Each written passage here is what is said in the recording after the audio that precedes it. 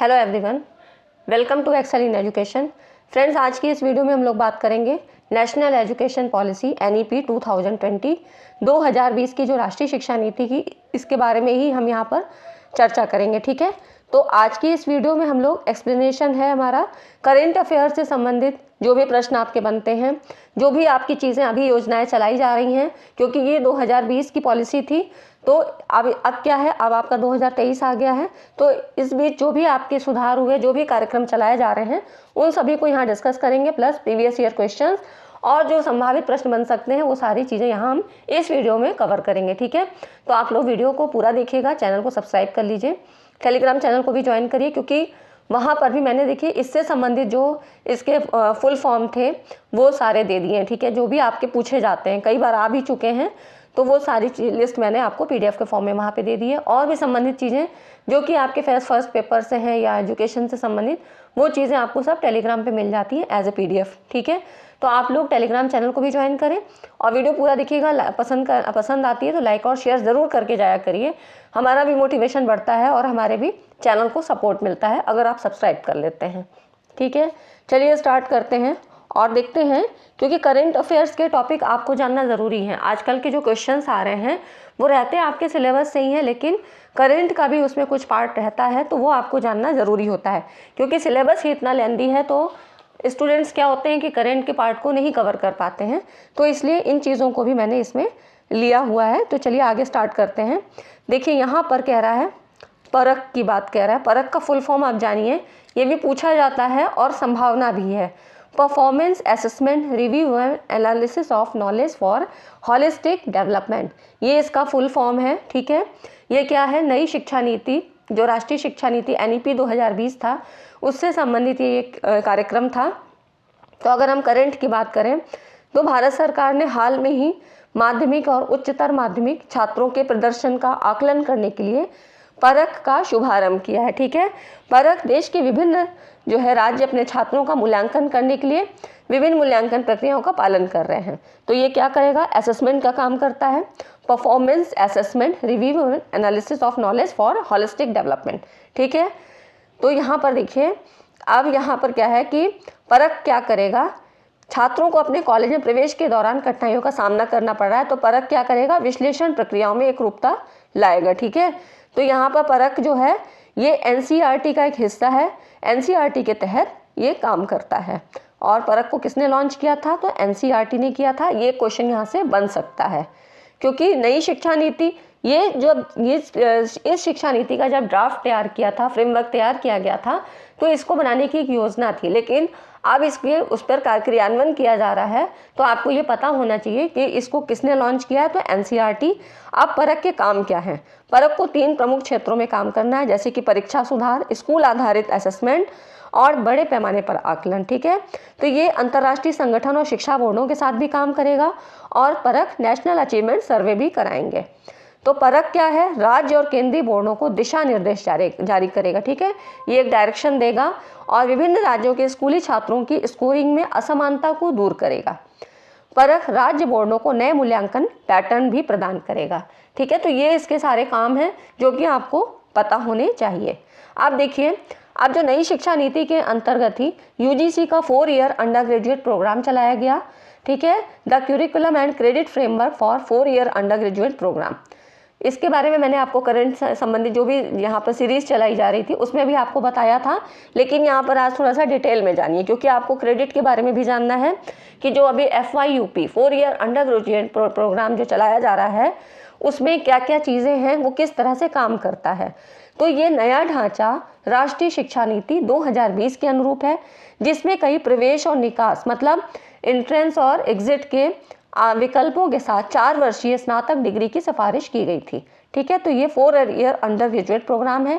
अब इसकी विशेषताएं क्या है, छात्रों को 3 साल में 120 क्रेडिट पूरा करने के बाद UG डिग्री मिलेगी। UG ऑनर्स डिग्री प्राप्त करने के लिए छात्रों को 4 वर्ष में कार्यक्रम पूरा करने और 160 क्रेडिट प्राप्त करने की आवश्यकता होती है। ठीक है, तो 120 पे क्या है, UG डिग्री मिलेगी और पूरा कितना करना है 4 वर्षों के कार्यक्रम के दौरान, तो 160 क्रेडिट प्राप्त करने की आवश्यकता है। ठीक है, तो अभी क्या है, छात्रों को यूजी ऑनर्स कितने 3 साल में ये होता है।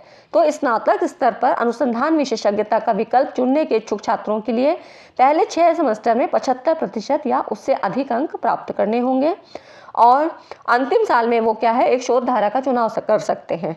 ठीक है, एक फैकल्टी के मार्गदर्शन में एक शोध परियोजना या एक शोध प्रबंध पूरा करने के बाद सम्मान और अनुसंधान के साथ यूजी डिग्री के लिए पात्र होंगे और 12 क्रेडिट के साथ 160 क्रेडिट प्राप्त करेंगे। ठीक है, तो ये हो जाता है इसका जो इसकी विशेषताएं हैं। अब देखिए यहाँ पर है, यूजी ऑनर्स डिग्री प्राप्त करने के लिए कम से कम 4 साल का अध्ययन पूरा करना अनिवार्य है, जिसमें कि कई मतलब जब वो छोड़ता है कॉलेज अपना तब उसके लिए कुछ विशेषताएं हैं, जैसे कि केवल 1 वर्ष पूरा करने के बाद एक प्रमाण पत्र के साथ छोड़ने की अनुमति देती है और इस सुविधा के लिए छात्रों को प्रथम वर्ष के ग्रीष्मकालीन अवकाश के दौरान 40 क्रेडिट और 4 क्रेडिट का व्यावसायिक पाठ्यक्रम प्राप्त करने की आवश्यकता होती है। ठीक है, अब वो इसे 3 साल के भीतर या कार्यक्रम में फिर से प्रवेश करके कर सकते हैं और 7 साल की अवधि तक जो है उसको पूरा कर सकते हैं। ठीक है, अब इसी तरह से ये इसका है कि यहाँ पर देखिए जो मेन चीज़ है, चॉइस बेस्ड क्रेडिट सिस्टम के तहत 3 साल के यूजी प्रोग्राम में पढ़ने वाले छात्र 4 साल के यूजी प्रोग्राम के लिए पात्र होंगे। ठीक है, चॉइस बेस्ड सीबीसीएस के सिस्टम में। और नई प्रणाली में छात्रों के परिवर्तन को आसान बनाने के लिए यूनिवर्सिटीज़ जो है ब्रिज कोर्स भी प्रदान कर सकती हैं। ठीक है, तो ये इसके कुछ रूल्स रेगुलेशंस हैं, ये आप देख सकते हैं। अब देखिए, अब जो नया बजट आया है उसमें क्या कहा गया है, राष्ट्रीय डिजिटल विश्वविद्यालय, इसके बारे में भी कुछ चीज़ें यहाँ पर जोड़ी गई हैं। तो देखिए 2022-23 का जो केंद्रीय बजट है वो राष्ट्रीय शिक्षा नीति को लागू करने पे विचार कर रहा है और इसमें इसके लिए कुछ जो है राशि भी रखी गई है। इसमें मदद करने के लिए राष्ट्रीय डिजिटल जो है विश्वविद्यालय स्थापित करने के निर्णय की घोषणा की गई है, जो शैक्षिक संस्थानों में भारत की सीट की कमी की समस्या को हल करेगा। ठीक है, जहाँ पर क्या है, स्टूडेंट्स एडमिशन लेना चाहते हैं लेकिन सीटें ना होने के कारण वो अपना सपना नहीं पूरा कर पाते हैं, तो इसमें हेल्प कौन करेगा, राष्ट्रीय डिजिटल विश्वविद्यालय। अब ये जो है इसका अवलोकन करें तो डिजिटल विश्वविद्यालय राष्ट्रीय शिक्षा नीति 2020 का पालन करते हुए कई भाषाओं में हाई क्वालिटी वाली उच्च शिक्षा तक पहुंच प्रदान करेगा। ठीक है, इसका ये जो है एम है और इसकी संभावनाएं क्या हैं भारत में। भारत सरकार विश्व स्तरीय गुणवत्तापूर्ण शिक्षा प्रदान करने और कई भारतीय भाषाओं में ऑनलाइन सीखने को बढ़ावा देने के लिए डिजिटल विश्वविद्यालय स्थापित करने की योजना बना रही है। ठीक है, कई लैंग्वेज में होगा तो पूरे भारत के लिए अच्छा होगा, सभी के लिए अच्छा होगा। और जैसे कि महामारी के कारण स्कूलों के बंद होने के कारण सीखने की हानि को दूर करने के लिए सरकार पीएम ई विद्या योजना के तहत 1 क्लास 1 टीवी चैनल कार्यक्रम का भी विस्तार करेगी। ठीक है, तो ये इसकी कुछ योजनाएं हैं। और देखिए, अब इन टीवी कार्यक्रम के माध्यम से डिजिटल विश्वविद्यालय एक आधुनिक और व्यवहारिक ब्लूप्रिंट के माध्यम से देश का मार्गदर्शन प्रदान करने में मदद करेगा। और जो वर्तमान विश्वविद्यालय मॉडल शिक्षा प्रणाली छात्र की वित्तीय स्थितियों, रुचियों और संज्ञानात्मक कौशल की आवश्यकताओं को पूरा करने में विफल रहा है, तो अब उसको कौन पूरा करेगा, तो इसके द्वारा जो है डिजिटल विश्वविद्यालय के द्वारा पूरा किया जाएगा। तो इसलिए ऐसी शिक्षा प्रणाली विकसित की जा रही है जो कि फ्लेक्सिबल हो और क्या है, क्वालिटी एजुकेशन को प्रदान करे। अब इसके कुछ नुकसान भी होंगे, क्योंकि इस तरह की शिक्षा का लाभ उठाने के लिए सभी के पास पूंजी या तकनीकी हो ऐसा जरूरी नहीं है। तो जो डिजिटल डिवाइड है इस तरह की शिक्षा प्रणाली में बाधा उत्पन्न करेगा। ठीक है, ये सारी चीज़ें इसके बारे में सोची जा रही हैं लेकिन बजट में प्रस्तावित है। अब इसके निष्कर्ष क्या होते हैं कि डिजिटल डिवाइड को कम करने में मदद करनी चाहिए। सरकार को ऐसे कुछ काम करने चाहिए जिससे कि जो डिजिटल डिवाइड है या जो असमानता है, कहीं पर तकनीकी की कमी है, पूंजी की कमी है, तो इसको दूर किया जाए। और बड़े शिक्षण संस्थानों को देश में ऐसी लचीली और सस्ती शिक्षण प्रणाली बनाने में भूमिका निभाना चाहिए, जैसे कि स्वयं PG Pathshala, Swayam Prabha, NDL national digital library, e Gyankosh और वर्चुअल लैब्स। ये सब क्या है, ये आजकल की जो रिसोर्सेज हैं इनको डिजिटल विश्वविद्यालयों में इंटीग्रेट करना चाहिए। ठीक है, तो ये सारी चीज़ें हैं और इससे ये कंक्लूजन निकला। तो ये था आपका डिजिटल विश्वविद्यालय के बारे में। अब देखिए नेशनल क्रेडिट फ्रेमवर्क क्या है। अब नेशनल क्रेडिट फ्रेमवर्क भारत में अपनी तरह का पहला फ्रेमवर्क है जिसका उद्देश्य भारत में शैक्षणिक शिक्षा और कौशल को एकीकृत करना है। ठीक है, पहले तो ये ध्यान रखिए कि क्या एजुकेशनल जो शैक्षणिक शिक्षा और कौशल स्किल की बात करता है और इन सबको ही जो है एक साथ करने की कोशिश करता है। एनसीईआरएफ स्कूल उच्च और व्यावसायिक शिक्षा के लिए, मतलब यहाँ पर जो एनसीईआरएफ नेशनल क्रेडिट फ्रेमवर्क है ये स्कूल के लिए भी है, हायर और वोकेशनल एजुकेशन के लिए लागू एक एकीकृत क्रेडिट संचय और हस्तांतरण ढांचा है। इसको जरूर याद रखिएगा, ठीक है। Integrated credit cumulative and transferable जो है ये एक स्ट्रक्चर है, इसको ऐसे कह सकते हैं। और इम्पॉर्टेंट नोट्स में देखें तो राष्ट्रीय क्रेडिट फ्रेमवर्क या NCRF, ठीक है, इसको इस तरह से लिखिए। इसका जो एक फ्रेमवर्क है केंद्रीय शिक्षा मंत्रालय द्वारा जारी किया गया था और ये स्कूली शिक्षा, उच्च शिक्षा, व्यवसाय प्रशिक्षण और कौशल शिक्षा के माध्यम से अर्जित क्रेडिट को एकीकृत करने के लिए 2020 की राष्ट्रीय शिक्षा नीति के तहत एक रूपरेखा है, ठीक है। तो ये आपका NEP में ही आता है और उच्च शिक्षा और तकनीकी शिक्षा के क्षेत्र में ऐसे ढांचे पहले से ही मौजूद हैं। अब ये पहली बार इसे स्कूल और व्यावसायिक शिक्षा पर भी लागू किया जा रहा है। अब इसमें कुछ सदस्य थे, कुछ समितियां थी, वो कौन कौन सी थी तो देखिए यहाँ पे UGC और AICT, ठीक है, NCVT, national council of vocational education and training, और उसके बाद NIOS है, national institute of open schooling, CBSE है, central board of secondary education, NCERT है, national council of educational research and training, union education ministry, directorate general of training DGT, और फिर है union ministry of skill development and entrepreneurship, ठीक है। तो हो सकता है इसमें से ऐसे आपको पहचानने को आ सकता है कि ये जो नेशनल क्रेडिट फ्रेमवर्क है इसमें कौन कौन सी समितियां, कौन सी एजेंसीज काम कर रही हैं, तो ये आपको थोड़ा पता होना चाहिए। अब इस फ्रेमवर्क की बात करें तो ये कक्षा 5वीं से PhD तक के पाठ्यक्रम पर लागू होगा और NEP 2020 के अनुसार कला और विज्ञान या व्यावसायिक और शैक्षणिक या पाठ्यचर्या और अतिरिक्त पाठ्यचर्या मतलब क्यूरिकुलम एक्टिविटीज़ या विभिन्न शिक्षण क्षेत्रों के बीच कठिन अलगाव को मान्यता नहीं देता है, ठीक है। इनको ये एक्सेप्ट नहीं करता है कि इनमें कोई भी डिफ्रेंशिएट हो। और अगर इस फ्रेमवर्क के अनुसार बात करें तो सीखने की घंटों की संख्या के आधार पर क्रेडिट दिए जाने हैं। 30 घंटे की पढ़ाई 1 क्रेडिट पॉइंट में बदल जाएगी, ठीक है।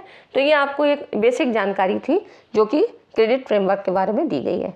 आप देखिए जो NRF की बात काफ़ी की जाती है क्योंकि NEP 2020 में NRF की बात की गई थी, नेशनल रिसर्च फाउंडेशन।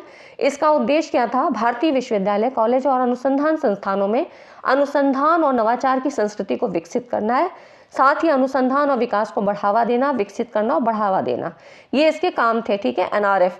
तो आप ये लाइन जरूर याद रखिएगा, अनुसंधान संस्थानों में अनुसंधान और नवाचार की संस्कृति को विकसित करना है, ठीक है। ये चीज़ें आप याद रखिएगा क्योंकि इससे भी संबंधित एक बार क्वेश्चन आ चुका है 2021 में NRF से संबंधित, क्योंकि तब ये NEP 2020 में प्रस्तावित किया गया था, तो इससे संबंधित क्वेश्चन बना गया था और यही पूछा गया था कि इसका काम क्या है, इसको जो है इसको बनाने का उद्देश्य क्या है, ठीक है। तो अगर हम करंट की बात करें तो केंद्रीय बजट 2023-24 में प्रस्तावित NRF के लिए 2000 करोड़ रुपए की धनराशि आवंटित की गई है जो भारत की अनुसंधान क्षमताओं का समर्थन करने के लिए तैयार है, ठीक है।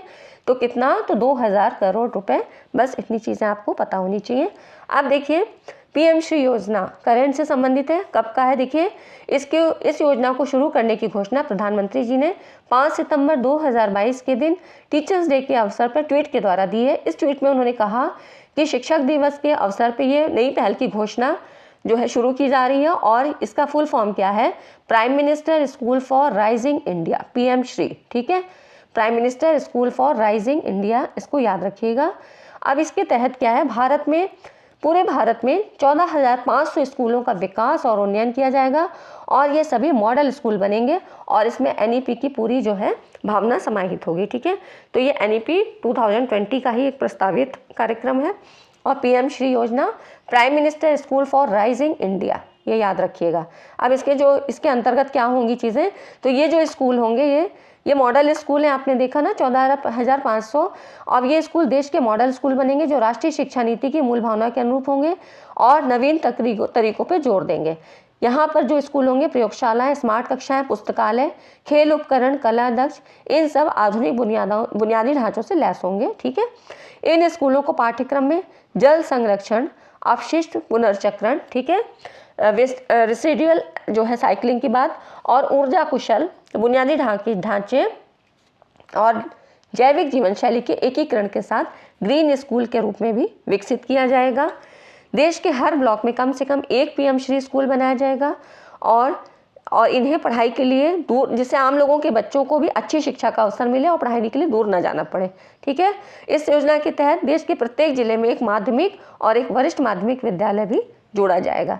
तो ये सारी चीज़ें किसके, पीएमश्री योजना के अंतर्गत हैं। और यहाँ पर देखिए, यहाँ पर जो मूल्यांकन होगा वो वैचारिक समझ और वास्तविक जीवन स्थितियों में ज्ञान के एप्लीकेशन पे आधारित होगा और योग्यता आधारित होगा। ठीक है, ये स्कूल न केवल गुणात्मक शिक्षण, सीखने और संज्ञानात्मक विकास का लक्ष्य करेंगे, बल्कि प्रमुख कौशल से लैस समग्र और सर्वांगीण व्यक्तित्व का निर्माण करेंगे। ये स्कूल केंद्रीय विद्यालय की तर्ज पर, ठीक है, केंद्रीय विद्यालय केवीएस की तर्ज पर स्थापित किए जाएंगे और आवश्यकता के अनुरूप शासकीय विद्यालयों के प्रांगण और ढांचे को सुंदर सुंदर आकर्षक बनाया जाएगा। अब इन स्कूलों का खर्चा उठाएगी केंद्र सरकार और इस योजना की क्रियान्वयन और निगरानी की जिम्मेदारी राज्य सरकार की होगी। ठीक है, तो ये सारी चीज़ें आपकी किसकी, पीएमश्री योजना के तहत हो गई। अब देखते हैं अगला पॉइंट। अब यहाँ पर देखिए कुछ क्वेश्चन हैं। ये क्वेश्चंस आपके अभी जो सेट का एग्ज़ाम हुआ था वेस्ट बंगाल का, ये इसमें आया था। ठीक है, ये क्वेश्चन इसी में आया था, सेट के पेपर में आपका आया था। और कुछ क्वेश्चन जो आपके प्रीवियस ईयर के हैं 2021 या अभी जो 2022 के, वो ज़्यादा क्वेश्चन है। ठीक है, तो उनको हम देखेंगे और 1 बाय 1 आपको इसको जो है समझाने की कोशिश करते हैं। अब यहाँ पर देखिए कह रहा है, जुलाई 2021 में एनईपी 2020 के 1 वर्ष पूरा होने पे भारत सरकार ने 5 भारतीय भाषाओं में इंजीनियरिंग डिग्री शिक्षा प्रदान करने के निर्णय की घोषणा की है। उस भाषा की पहचान करें जिसमें इंजीनियरिंग शिक्षा पढ़ाई जाएगी।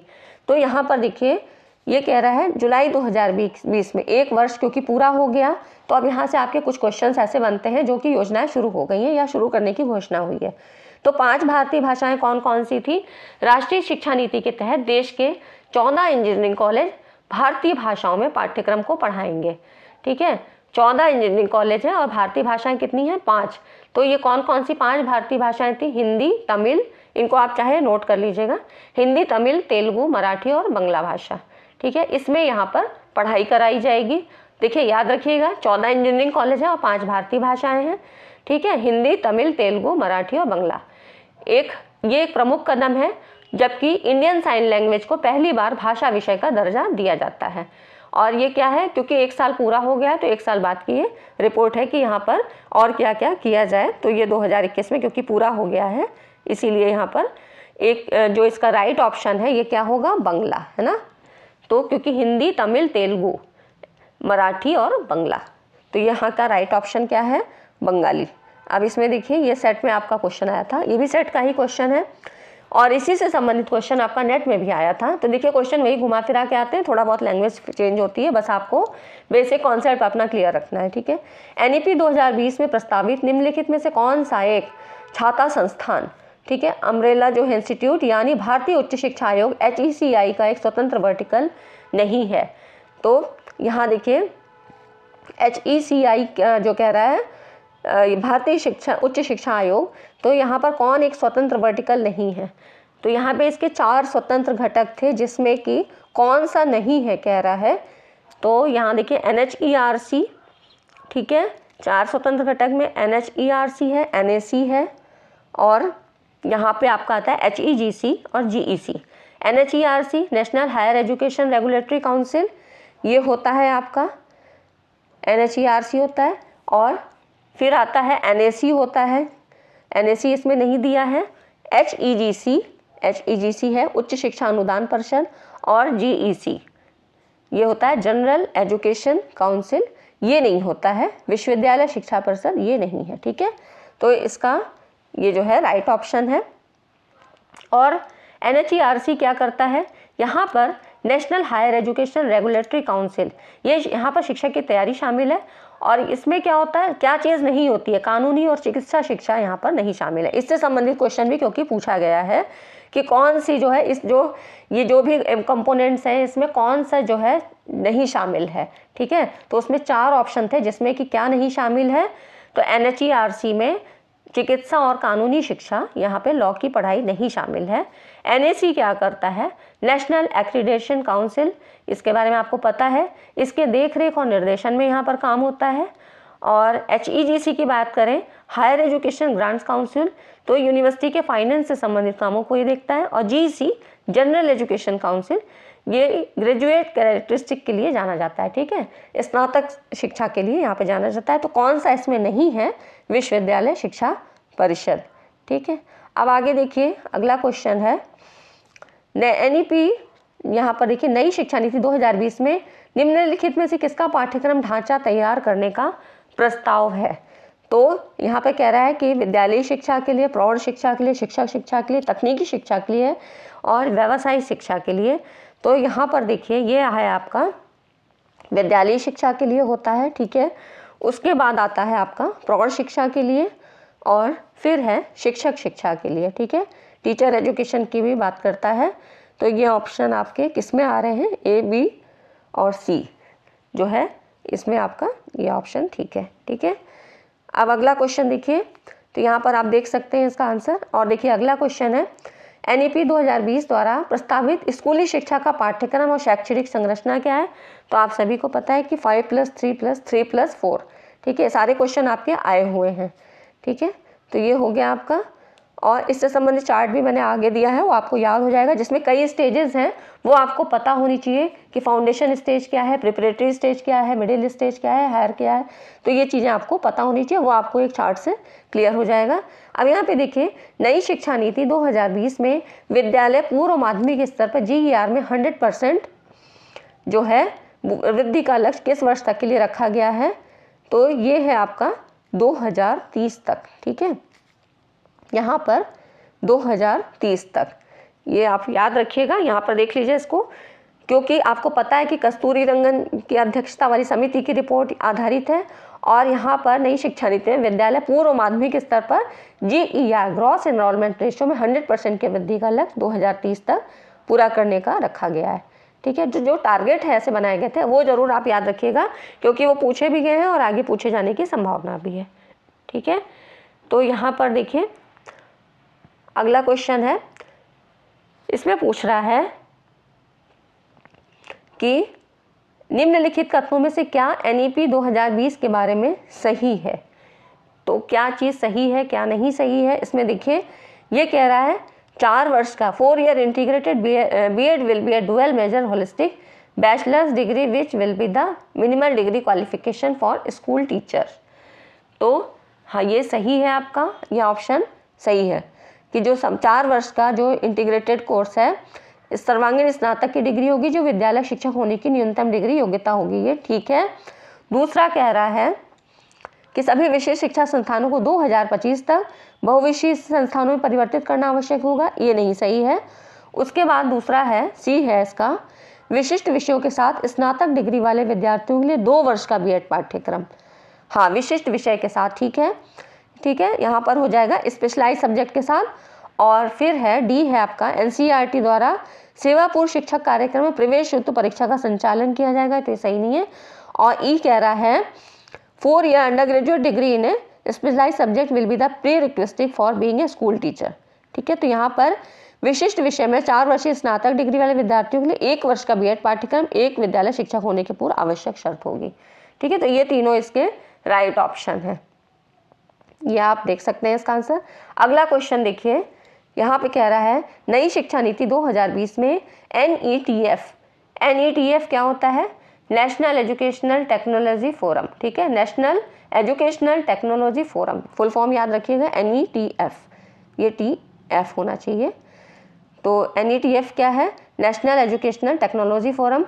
इसकी स्थापना करने का प्रस्ताव है और इसके कार्य क्या हैं? इस निकाय के विहित प्रकार क्या है, मतलब जो भी फंक्शंस हैं वो क्या क्या हैं? तो यहाँ पर ये आप देखिए कई तरह के दे रखे हैं। अनुसंधान और नवाचार हेतु नए निर्देश तैयार करना, और हाँ ये ठीक है इसका।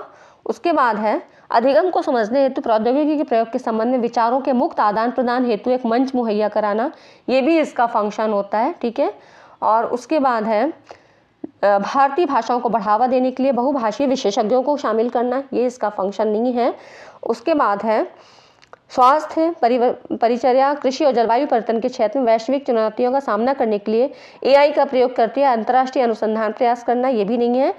ये है शिक्षा प्रौद्योगिकी, बौद्धिक और संस्थागत क्षमताओं का निर्माण करना। ठीक है, तो टेक्नोलॉजी से संबंधित जो भी है वो इसके काम है, टेक्नोलॉजी और इनोवेशन से संबंधित। ठीक है, तो ये इसका राइट ऑप्शन है यहाँ पर A, B एंड E ये। ठीक है, आप आंसर देख सकते हैं। और यहाँ देखिए 8th क्वेश्चन है, नई शिक्षा नीति 2020 में निम्नांकित में से किन निकायों की स्थापना का प्रस्ताव है। मतलब यहाँ पर कह रहा है कि किन किन को स्थापना का प्रस्ताव। देखिए परख है, परख के बारे में हमने अभी आगे पढ़ा है, तो परख के बारे में तो कहा गया था, है ना। और उसके बाद है SSA। तो ये क्या है, SSA state school standard authority. ठीक है, इसका फुल फॉर्म परख का आपको पता ही है। और इसके बारे में कहा गया था IITI, ये है Indian institute of translation and interpretation. ठीक है, इसके बारे में ये तीनों चीज़ें आपको बताई गई थी। नीति और NTA ये आपको पता है, इसका जिक्र 2020 में नहीं हुआ था। ठीक है, तो आप देख सकते हैं इससे संबंधित ये चीज़ें यहाँ पर 2020 नई शिक्षा नीति में इनकी जो है फ्रेमवर्क में इनकी बात की गई थी। ठीक है, आगे देखते हैं क्वेश्चन। 9th नंबर का क्वेश्चन है। और फ्रेंड्स, वीडियो सेशन आपको अच्छा लगा हो तो वीडियो को लाइक ज़रूर करें और अपने कमेंट में बताइए कि वीडियो आपको कैसा लगा और आप और किस तरह की वीडियो चाहते हैं, तो वह मैं जो है पूरी कोशिश करूँगी आपको देने की। ठीक है, तो यहाँ पर देखिए अगला क्वेश्चन है, राष्ट्रीय शिक्षा नीति 2020 का विचार है कि सभी उच्चतर शिक्षा संस्थानों को प्रोत्साहन, समर्थन और विश्वसनीय परामर्श दिया जाएगा और वे सभी स्वायत्त बनने का लक्ष्य, ऑटोनोमस बनने का लक्ष्य रखेंगे और निम्नलिखित वर्ष तक एक सशक्त शासी BOG का गठन करेंगे। तो इसमें कब तक के लिए कहा गया था, 2035 तक। ठीक है, 2035 तक के लिए इसको समय रखा गया था, ये सभी याद रखिएगा। और हाँ, मैंने जो है राष्ट्रीय शिक्षा नीति 2020 पे एक पूरा एक्सप्लेनेशन दिया है, जिसमें वो वीडियो मैंने बना रखी है, तो आप लोग प्लेलिस्ट में उसको देख लीजिएगा। ठीक है, आपको वहाँ पे मिल जाएगा और पूरा उसमें 1 by 1 सारी चीज़ें, क्या क्या लक्ष्य रखे गए थे, कौन सी चीज़ का क्यों जिक्र किया गया है, वो सारी चीज़ें आपको वहाँ पे मिल जाएंगी। इसीलिए मैंने आज यहाँ पे क्वेश्चन फॉर्म में लिया है, करंट से संबंधित। आगे देखिए अगला क्वेश्चन है, स्टेटमेंट के फॉर्म में पूछा गया था। ये आपका भी 2022 के ही सारे क्वेश्चन हैं। तो यहाँ पर देखिए कह रहा है कि कथन है, कथन पहला कह रहा है, राष्ट्रीय शिक्षा नीति 2020 का विचार है कि विद्यालय शिक्षा में वर्तमान 10+2 ढांचे को नई शिक्षा शास्त्रीय पाठ्यक्रम पुनर्संरचना के साथ संशोधित करके 3 से 18 आयु वर्ग के लिए 5+4+4+3 का ढांचा बनाया जाए। तो ये तो बिल्कुल ही गलत है, ये आपको पता है कि ये स्टेटमेंट सही नहीं है। ठीक है, और दूसरा कह रहा है, राष्ट्रीय शिक्षा नीति 2020 का विचार है कि 5 वर्ष से कम आयु का हर बच्चा एक तैयार कक्षा या बाल वाटिका में जाए जहां एक ECCE अर्हता प्राप्त शिक्षक हो। ठीक है, तो यहाँ पर कह रहा है कि ये सेकंड सही है, सेकंड स्टेटमेंट बिल्कुल सही है। तो इसका ऑप्शन आपका हो जाएगा D ऑप्शन सही है। First is incorrect but second is correct. यहाँ पर आप देखिए ये एक चार्ट है, इसको आप देख लेंगे तो पूरा आपको पता रहेगा, क्योंकि 10+2 को ही रिप्लेस करके जो 1986 की शिक्षा नीति थी उसको रिप्लेस करके 5+3+3+4। ठीक है, ये देखिए 5 और +3 और फिर 4। तो ये जो है यहाँ पर एक फ्रेमवर्क दिया गया था और इसमें 3 से 8 आयु वर्ग की जो है शिक्षा थी वो आंगनवाड़ी, प्ले स्कूल और बाल वाटिका में दी जाएगी। उसके बाद 2 वर्ष की शिक्षा है कक्षा 1 और 2 की 6 से 8 आयु वर्ग के लिए है और इसको कहा गया फाउंडेशन स्टेज कहा गया। उसके बाद देखिए प्रिपरेटरी स्टेज है, ये स्टेज के नाम याद रखिएगा और किस आयु वर्ग के लिए किस क्लास की है। 3 वर्ष की शिक्षा मतलब 3, 4 और 5 8 से 11 आयु वर्ग के लिए है। और उसके बाद है मिडिल, 3 वर्ष की शिक्षा है 6 से 8 तक के लिए, 11 से 14 वर्ष के लिए। फिर है सेकेंडरी स्टेज है, 4 वर्ष की शिक्षा यहाँ से 9 से 12 तक की आती है, 14 से 18 आयु वर्ग की। ठीक है, और पहले का जो प्रीवियस एकेडमिक स्ट्रक्चर क्या था, यहाँ पर देखिए 10 वर्ष की स्कूली शिक्षा थी 1 से 10 तक और उसके बाद 2 वर्ष की उच्च माध्यमिक शिक्षा 11 और 12 की। ठीक है, 11th और 12th की थी। तो ये आप इस तरह से देख लेंगे, आपको बिल्कुल दिमाग में बैठ जाएगा। अब देखिए यहाँ पर है, ये भी स्टेटमेंट के फॉर्म में था और अभी कई 2022 का ही क्वेश्चन है।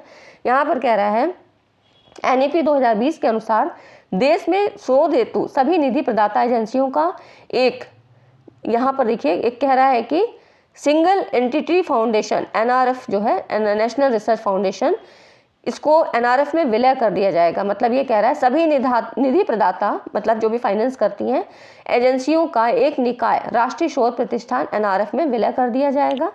तो ये गलत है, ऐसा कुछ नहीं कहा गया था। ठीक है, एनआरएफ को बनाने की बात कही गई थी, लेकिन उनको एक उसमें मर्ज कर दिया जाएगा, ऐसा नहीं कहा गया था।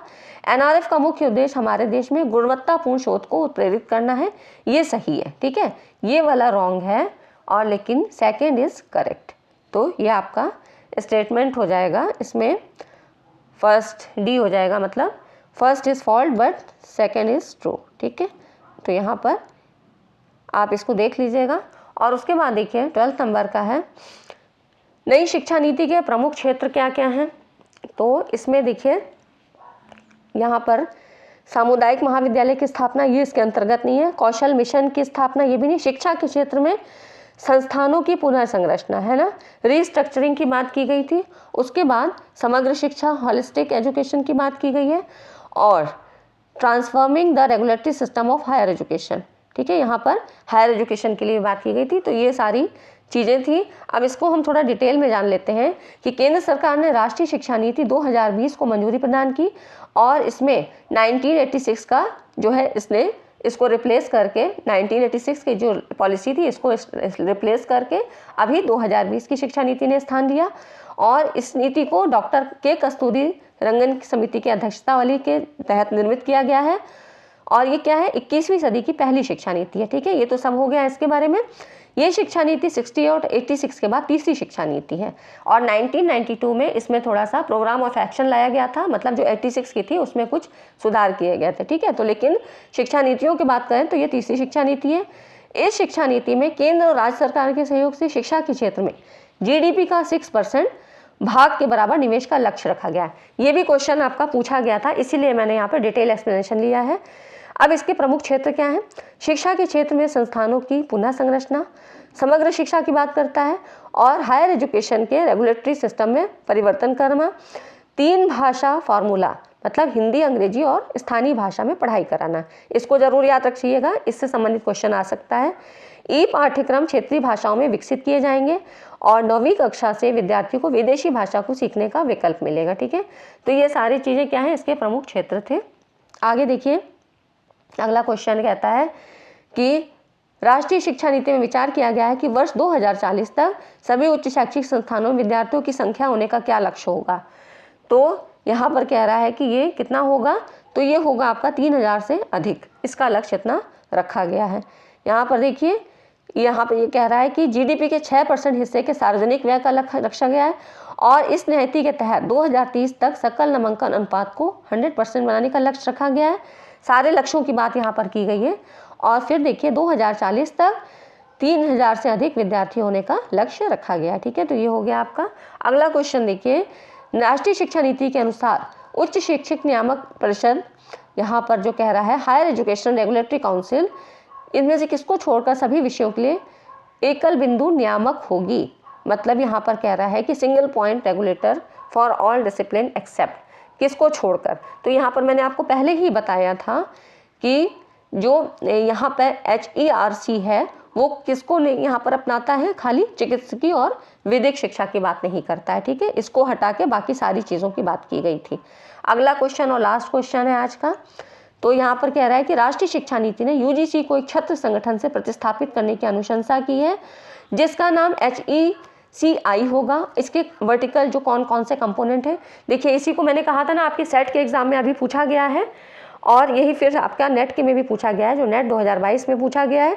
तो यहाँ पर आपको पता है कि कौन कौन से हैं। तो यहाँ पर बात करते हैं NHREC, national higher education regulatory council, ठीक है, HERC जिसको बोलते हैं, और फिर करता है GEC, और यहाँ पर है ये नहीं होता है, मेडिकल काउंसिल कुछ नहीं होता है, NAC, ठीक है, और उसके बाद आता है आपका नेशनल एग्रीडेशन काउंसिल HEGC। ठीक, तो ये आपके कंपोनेंट्स हैं जो कि अब इनके थोड़ा सा इनके काम को जान लेते हैं। यहाँ पर देखिए उच्च शिक्षा आयोग के 4 स्वतंत्र कार्यक्षेत्र हैं जिसमें कि आपका national higher education regulatory council, यहाँ पर ये है, ये पहला वर्टिकल जो है कंपोनेंट है। ये उच्च शिक्षा नियामक सामान्य केंद्रीय नियामक के रूप में कार्य करेगा और टीचर प्रिपरेशन इसमें शामिल है, कानूनी और चिकित्सा शिक्षा नहीं शामिल है, ठीक है। National higher education regulatory council, उसके बाद नैक, नेशनल एक्रीडिटेशन काउंसिल, इसमें ये दूसरे वर्टिकल के रूप में काम करता है और NAC की देखरेख और निर्देशन में स्वतंत्र मान्यता प्राप्त संगठन इसका संचालन करेंगे। NAC जो है पूरी देखरेख करेगा। फिर HEGC higher education grants council, ये यहाँ पर ये HECI का तीसरा भाग है, कॉलेज और विश्वविद्यालय के वित्त पोषण और वित्त का फाइनेंस के काम को देखेगा। उसके बाद GEC जनरल एजुकेशन काउंसिल, यहाँ पर स्नातक विशेषताओं के रूप में जाना जाता है। उच्च शिक्षा कार्यक्रम के चौथे वर्टिकल में वांछित सीखने के उद्देश्यों को परिभाषित करेगा और NHEQF GEC द्वारा एक राष्ट्रीय उच्च शिक्षा योग्यता ढांचा तैयार करेगा, ठीक है। ये क्या है, ये भी NEP की बात में है, NEP 2020 में इसका भी जिक्र है।